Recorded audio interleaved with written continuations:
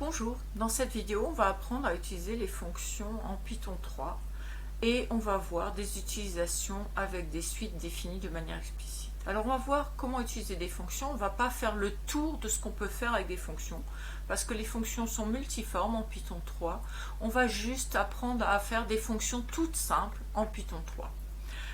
Pour commencer, alors on va faire 3 points. Donc d'abord on va voir comment ça se passe sur une calculatrice. Et on fera un parallèle avec ce qu'on fait dans un programme informatique. Ensuite, on fera des petits programmes utilisant des fonctions. On va programmer 2 fonctions. Et pour finir, on fera une petite synthèse. Alors, commençons par voir un petit peu ce qui se passe avec une calculatrice. Donc, je vais prendre la calculatrice NumWorks qui est utilisée dans notre lycée. Et je vais regarder qu'est-ce qu'on fait avec les fonctions. Alors pour utiliser des fonctions avec la calculatrice, il y a 2 étapes. La première étape consiste à définir la fonction. Donc on va sur l'icône fonction et puis on ajoute une fonction. Donc on écrit par exemple 3x moins 4. Voilà. Et qu'est-ce qu'on a fait? On a défini une fonction. Alors, qu'est-ce que ça veut dire définir une fonction? Eh bien, il y a du vocabulaire qu'il faut connaître. Donc, on a donné un nom à la fonction. Donc ça, je pense que ça ne pose pas de problème. On a ensuite, en maths, on dit que ça, c'est la variable. Et en informatique, au lieu de l'appeler variable, on va l'appeler paramètre.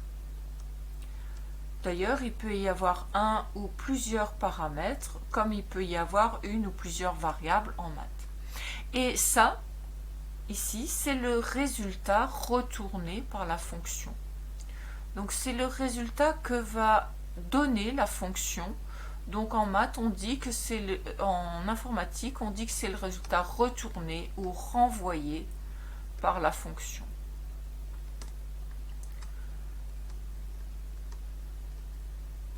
Voilà.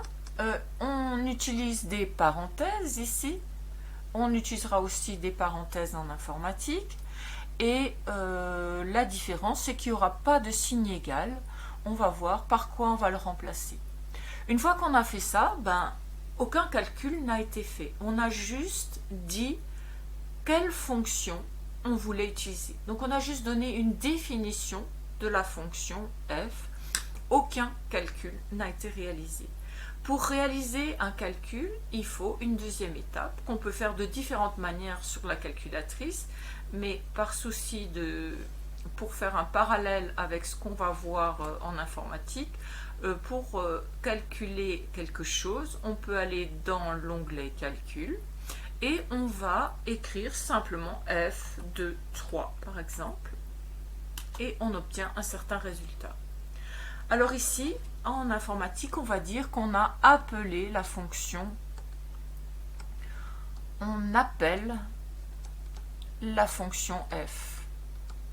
Ça ne veut pas dire qu'on lui donne un nom, ça veut dire qu'on lui demande de faire un calcul. Donc, appeler une fonction, ça veut dire faire un calcul. Ou une action, on verra ça dans un second temps. Faire un calcul. Et ici, j'ai le résultat qui a été renvoyé ou retourné par la fonction f. Et mon paramètre ici, eh bien, je lui ai attribué, c'est le paramètre, et il est devenu 3. D'accord? Tant que mon paramètre c'est x, je ne peux pas faire de calcul, mais quand je donne une valeur effective à ce paramètre, on dit aussi qu'on donne un argument, eh bien on peut effectuer le calcul. Voilà, donc une fois qu'on a bien compris ça, on peut comprendre un programme en Python. Prenons le petit programme suivant que j'ai déjà commencé à écrire. Donc pour définir une fonction en Python, eh bien, on va utiliser le mot-clé def, tout simplement, qui veut dire « je suis en train de définir une fonction ».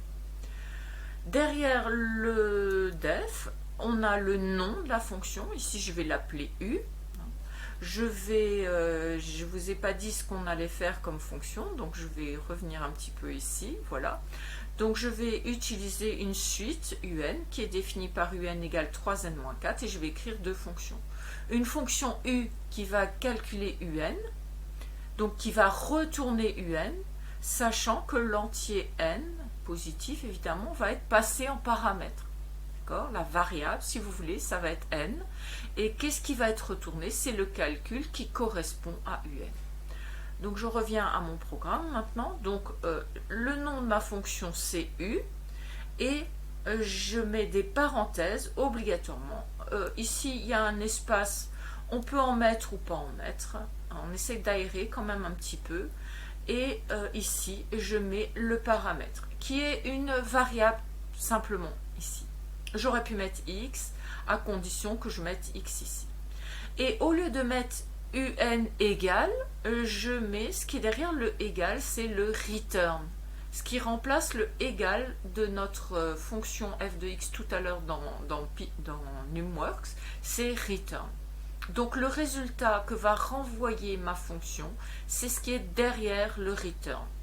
Et ça va être 3 fois n plus 4. Donc ne pas oublier le fois, hein, sinon Python ne va pas comprendre ce qui se passe si vous écrivez juste 3n. Donc 3 fois n plus 4. Soit dit en passant, j'ai fait quelque chose qui est intéressant, c'est que l'énoncé, je l'ai mis ici, et je l'ai mis en commentaire, c'est-à-dire qu'il y a des dièses devant. Dans la plupart des éditeurs de programmes en Python ou dans d'autres langages, on peut commenter ou décommenter d'un seul coup plusieurs lignes. Avec Tony, il suffit de faire un clic droit. Donc, ma fonction UN 3n plus 4, d'ailleurs j'ai mis plus 4 au lieu de mettre moins 4, donc je vais le corriger, voilà, moins 4. Et on a notre fonction qui est définie. Elle est définie, mais aucun calcul ne se fait. Si je lance mon programme, aucun calcul n'a été fait. D'accord? Maintenant, si je veux faire un calcul, je dois appeler ma fonction. Où est-ce que je vais faire ça? Eh bien, le plus simple, c'est de le faire dans le shell. C'est marqué shell là en bas. En français, c'est une console. Donc, je vais le faire ici. Donc, je vais écrire U de 2. Voilà. Je demande à mon programme de me calculer U de 2. Et il me dit 2. Alors, j'ai intérêt à vérifier quand même hein, qu'il ne fait pas n'importe quoi, mon programme. Donc, je fais à la main 3 fois 2, 6 ici. Moins 4, ça fait bien 2. Je peux faire un autre test. Je fais U de 0. J'obtiens moins 4. Voilà, je fais quelques tests hein, et je vérifie que ma fonction fait bien le travail qui est attendu.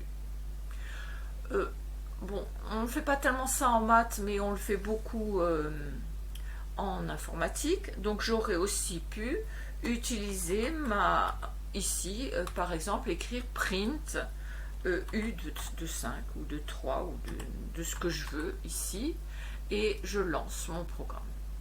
11. Voilà, vous voyez que le résultat ne s'écrit pas tout à fait de la même manière. Voilà, ça distingue les deux sortes de résultats. Mais si j'avais écrit U de 5 ici, j'aurais obtenu exactement la même chose, évidemment.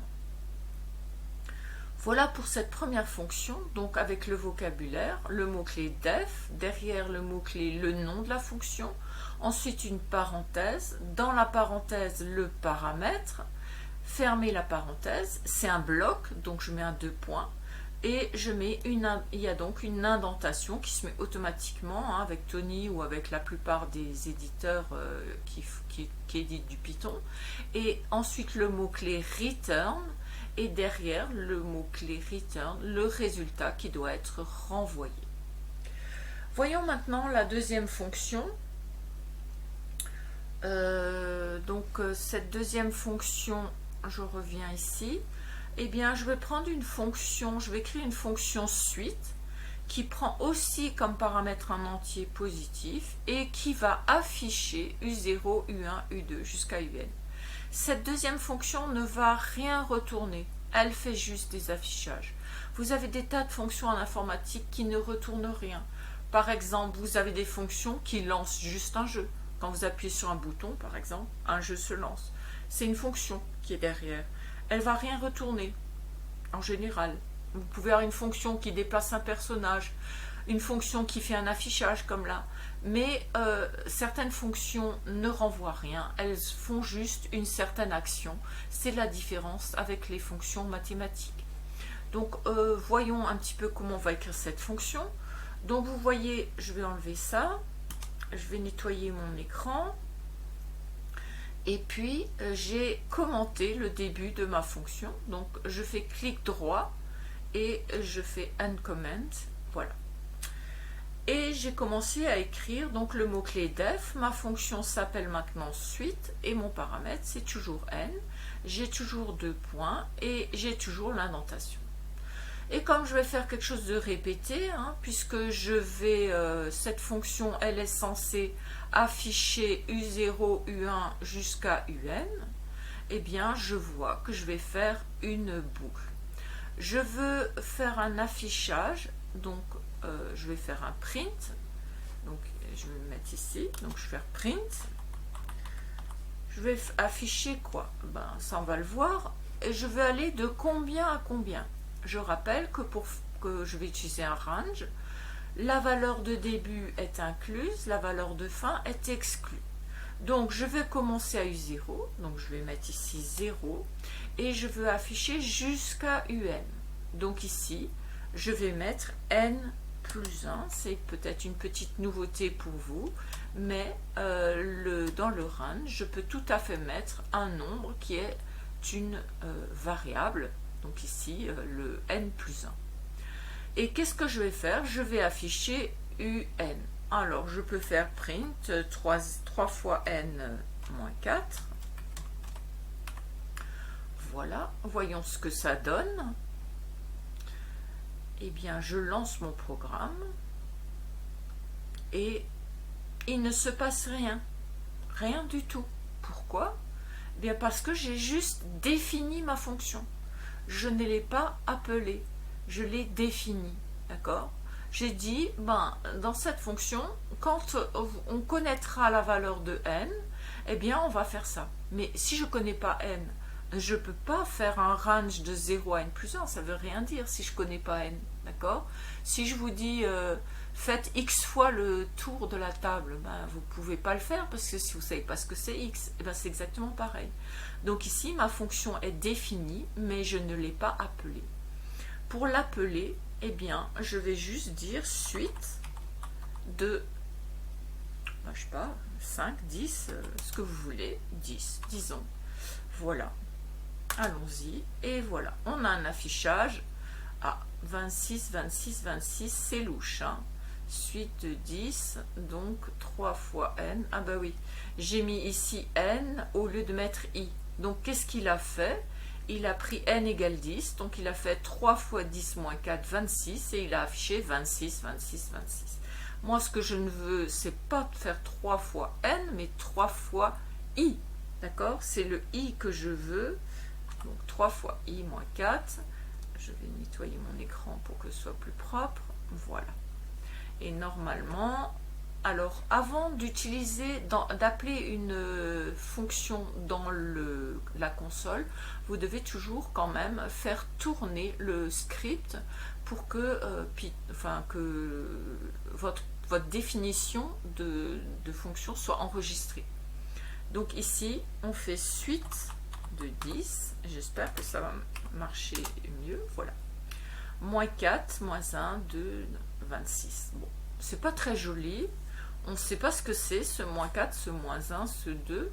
Donc on va un petit peu améliorer notre affichage, on va faire un affichage où on dit U de quoi? Eh bien U de I, donc I c'est une variable. Et puis après, je vais mettre égal. C'est un commentaire, donc une chaîne de caractères, et après le résultat. Donc ici, il y a U qui va s'afficher. À côté, il va s'afficher la valeur de I, donc d'abord 0, puis 1. Ensuite, il y aura un égal qui va s'afficher, et puis il y aura le résultat de mon calcul. Alors, je fais tourner mon programme, puis j'appelle ma fonction suite de 10. voilà, u de 0 égale moins 4, u de 1 égale moins 1. Alors on fait une petite vérification quand même. U de 0 c'est bien moins 4, u de 1 c'est 3 fois 1, 3, moins 4, moins 1, u de 10, 30, moins 4, 26, c'est ça. D'accord? Donc l'affichage, toujours un petit peu soigner l'affichage. Ma fonction ne renvoie rien. Je peux ne rien mettre à la fin de ma fonction ou je mets un return avec rien derrière. Ça ne change absolument rien. Alors, j'aurais pu faire un petit peu différemment. J'aurais pu, dans ma fonction, appeler une autre fonction. Parce que ici, en fait, c'est u de n.